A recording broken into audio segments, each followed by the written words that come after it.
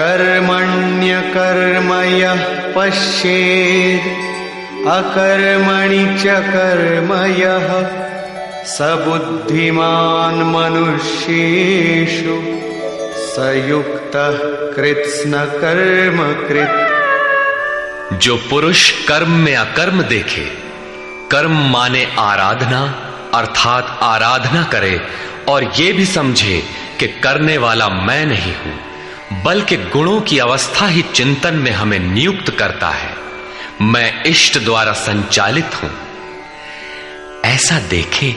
और जब इस प्रकार अकर्म देखने की क्षमता आ जाए और धारावाहिक रूप से कर्म होता रहे, तभी समझना चाहिए कि कर्म सही दिशा में हो रहा है। वही पुरुष मनुष्यों में बुद्धिमान है, मनुष्यों में योगी है, योग से युक्त बुद्धि वाला है और संपूर्ण कर्मों का करने वाला है। उसके द्वारा कर्म करने में लेश मात्र भी त्रुटि नहीं रह जाती।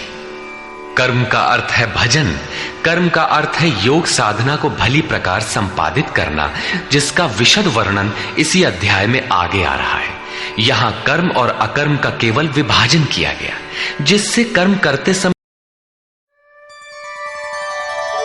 यस्य सर्वे समारंभाः कामसंकल्पवर्जिताः ज्ञानाग्निदग्धकर्माणं तमाहुः पंडितं बुधाः।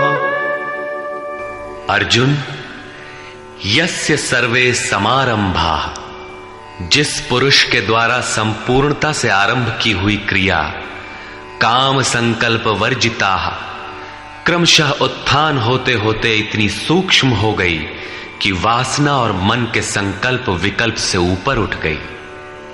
कामना और संकल्पों का निरोध होना मन की विजेतावस्था है। अतः कर्म कोई ऐसी वस्तु है जो इस मन को कामना और संकल्प विकल्प से ऊपर उठा देता है।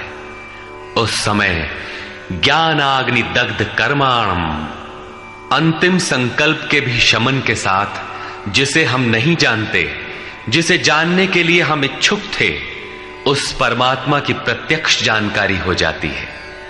क्रियात्मक पथ पर चलकर परमात्मा की प्रत्यक्ष जानकारी का नाम ही ज्ञान है। उस ज्ञान के साथ ही दग्ध कर्माणम, कर्म सदा के लिए दग्ध हो जाते हैं। जिसे पाना था पा लिया, आगे कोई सत्ता नहीं जिसकी शोध करे, इसलिए कर्म करके ढूंढे भी तो किसे। उस जानकारी के साथ कर्म की आवश्यकता समाप्त हो जाती है। ऐसी स्थिति वालों को ही बोध स्वरूप महापुरुषों ने पंडित कहकर संबोधित किया है। उनकी जानकारी पूर्ण है।